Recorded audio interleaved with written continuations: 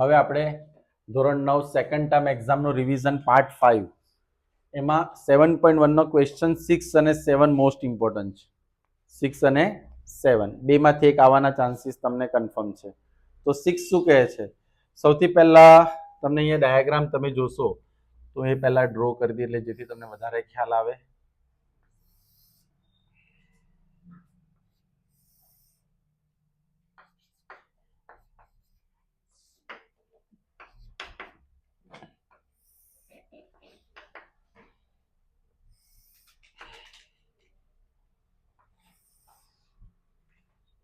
Okay, કેટલું બધું draw કર્યું છે અંદર, રાઈટ? હવે એસી બરાબર એઈ, એસી બરાબર શું કહ્યું છે આપણને? એઈ. તો લખી દઈએ એસી બરાબર શું છે? એબી બરાબર એડી, એબી અને એડી આ બે સરખા છે.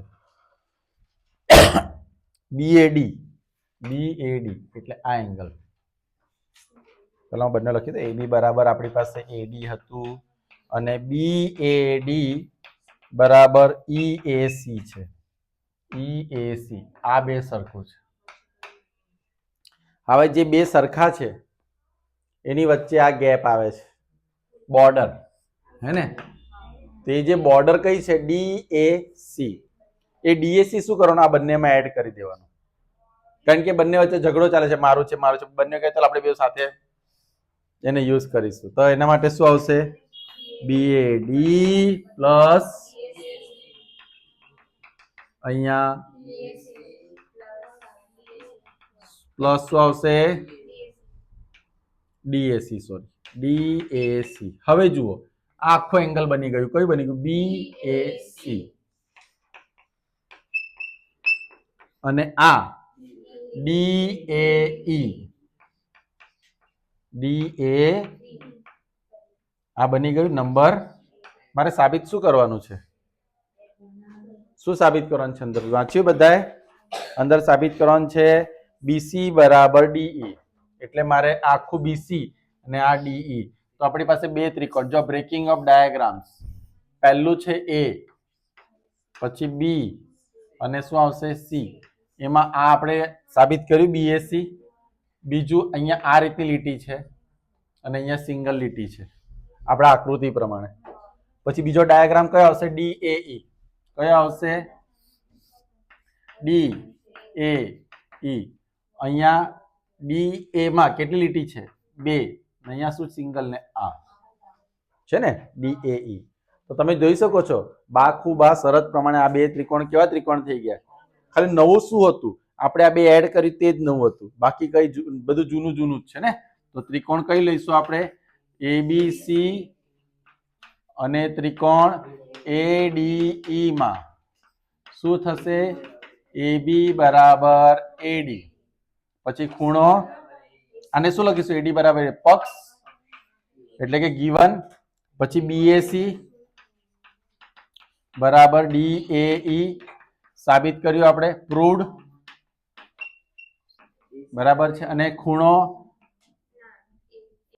સોરી એસી બરાબર શું આવશે? એઈ. એબી શું છે? પક્ષ એટલે કે ગીવન. તો ત્રિકોણ એબીસી એકરૂપ ત્રિકોણ શું થશે? કઈ શરત આવી? બાખુબા સાઈડ એંગલ. તેના આધારે હવે શું કરી શકે? આ બે કેવા આવશે? તો બીસી બરાબર ડીઈ. એને આપણે કહીશું સીપી.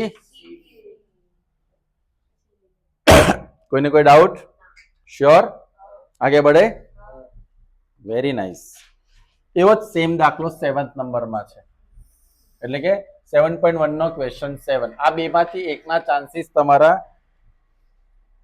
199.9% છે. તો એટલા બધા આવે. શું કહ્યું છે? રેખાખંડ એક એબી એક રેખાખંડ છે ને પી મધ્ય બિંદુ છે. તો પહેલા એબી રેખાખંડ છે, પી એનું મધ્ય બિંદુ છે. એટલે આ બે કેવા આવશે એ આપણે જોઈ લીધું. પછી કીધું છે બીએડી બરાબર એબીઈ. જો બી એ ડી બરાબર શું આવશે? એ બીઈ. એ બી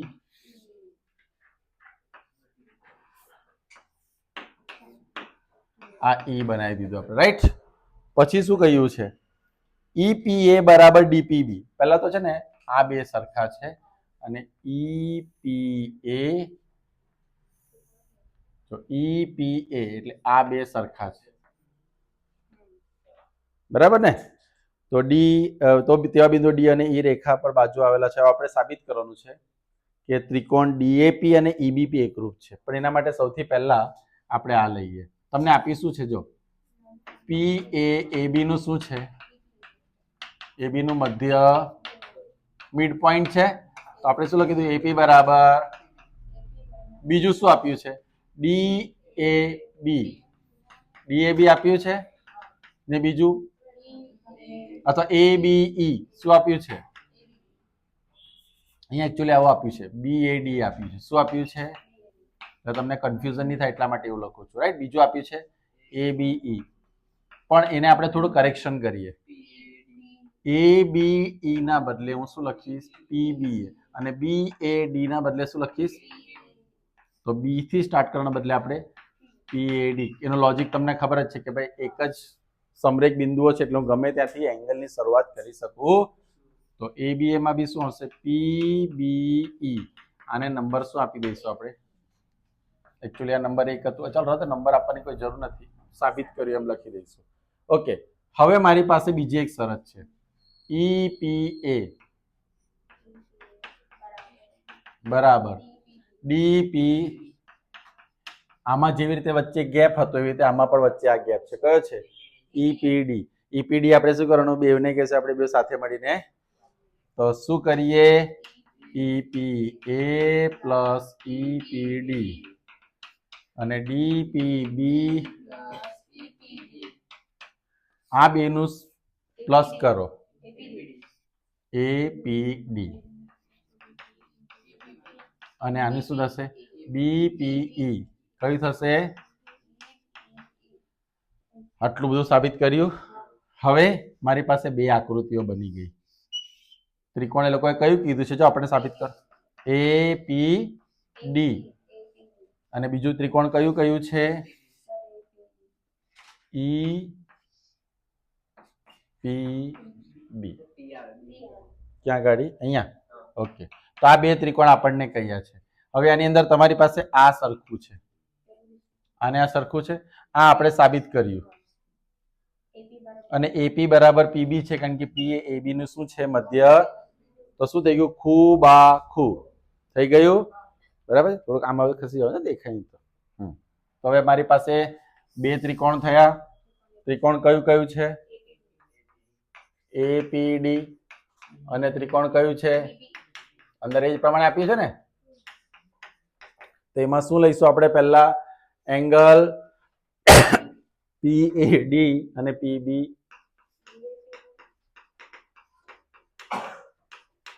બીજું શું લઈશું આપણે એમાં? AP બરાબર, આ શું કર્યું આપણે? સાબિત કર્યું. આમ લખી દઈએ, બરાબર ને? પ્રૂવડ. પછી અહીંયા શું આવશે? AP બરાબર, ટેકનિકલી આ ગીવન બી છે, આ પક્ષ બી છે. ને બીજું શું આવશે? AP બરાબર PB. PA શું છે? AB નું કયું બિંદુ છે? મધ્ય બિંદુ. અને ત્રીજું શું આવશે? APD અને BP.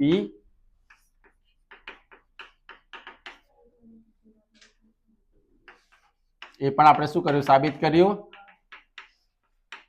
સાબિત કર્યું. માટે ત્રિકોણ APD કોન્ગ્રુઅન્ટ.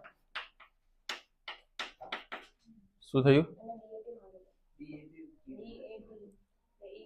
એટલું બધું કઈ વાંધો નહીં. ચાલો તો આ DAP લઈ લઈએ. DAP ઊંધા ફોર્મમાં માંગ્યું છે. અને EBP. તો અહીંયા શું લઈ લઈશું? DAP એકરૂપ શું આવશે? EBP. અને શરત કઈ આવશે આપણી? ખૂબાખૂ. ખૂબાખૂ. Angle side angle. અને CPCT માં કંઈક લાવવાનું છે તમારે. તો CPCT માં આવી જશે AD અને કેવા આવશે? સરખા. એટલે આપણી માટે CP. આ કયામાંથી રિવિઝન નો પાર્ટ લીધો આપણે આજે? બે ઇમ્પોર્ટન્ટ ક્વેશ્ચન કયામાંથી લીધું? બરાબર છે. ચાલો તો હવે એક મહત્વનો પ્રશ્ન હજુ લઈ લઉં છું. રિવિઝનનો પાર્ટ છે એટલે મહત્વનો. આપણે રિવિઝનની અંદર અમુક ચેપ્ટરો જે તમને પ્રેક્ટિસ સારી મળી શકે તે એક હજુ વસ્તુ હું તમને સમજાવી દઉં છું. ધ્યાન આપજો બધા. Everyone look at the board.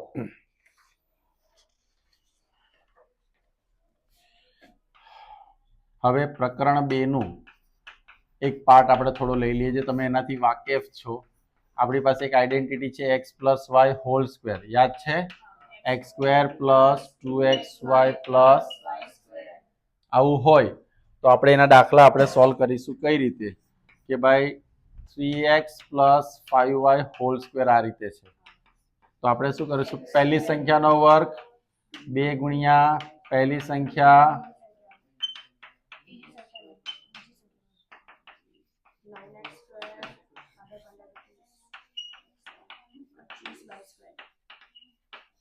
આવ્યું ને? અહીંયા માઇનસ હોય તો આ નિશાની ખાલી શું આવશે? માઇનસ. ક્લિયર? એક આઈડેન્ટિટી. બીજી આઈડેન્ટિટી છે x plus y x minus y. એક પ્લસ અને એક માઇનસ. આનો મતલબ શું થાય ખબર છે? x પ્લસ વાય બે વાર થાય છે. જ્યારે આનો મતલબ શું થાય? x પ્લસ વાય અને x માઇનસ વાય. તો x સ્ક્વેર માઇનસ આમાં y ઉલટું બી વિચારવાનું. આમાંથી આમ, આનાથી x સ્ક્વેર અને y સ્ક્વેર આપ્યું હોય તો બંનેનું વર્ગમૂળ શોધવાનું, પછી એકવાર વત્તા ને એકવાર અને આવી રીતે. હવે ધારો કે તમને ક્વેશ્ચન આપ્યો છે કે ભાઈ 4x minus 4/3x minus 7 4/3x plus 7 આવું છે તો હું શું લઈશ? 4/3x હોલ સ્ક્વેર માઇનસ તો 16/9x સ્ક્વેર અને અહીંયા આવશે 40. હવે ઊંધું આપ્યું હોય, આવું આપ્યું હોય, ઓળખવાનું કે બે પદ છે વચ્ચે ઓછા છે, બંનેનું વર્ગમૂળ નીકળે છે તો 16 નું 4 9 નું 3 49 નું શું થશે? 7. એકવાર ઓછા એકવાર વત્તા. પહેલા વત્તા ને પછી ઓછા લખો તો પણ ચાલે, એનાથી કોઈ ફરક પડતો. ખ્યાલ આવ્યો તમને આટલી વસ્તુ? ક્લિયર? ચાલો પછીની અંદર હજુ એક આઈડેન્ટિટી છે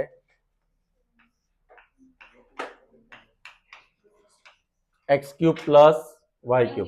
એક કામ કરો, એ પછી બીજા રાઉન્ડમાં લઈએ. પહેલા તમે આટલું લખી લો. રાઈટ? આટલું તમે પતાવી દો.